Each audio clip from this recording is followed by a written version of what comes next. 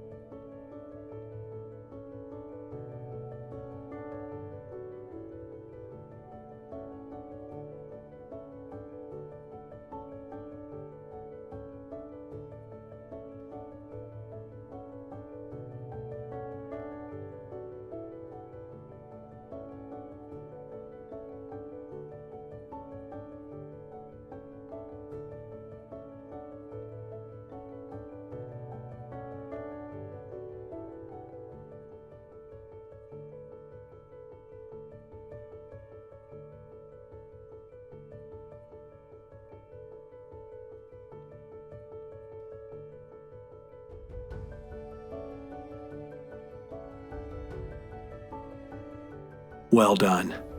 Focus on the activity, not the outcome. When I went live with PrivateWork Self-Coaching in April of 2020, I made a 25-year commitment to create new stimulators, both long-form workouts and one-minute workouts. The first 100 private workouts I did were live on Zoom.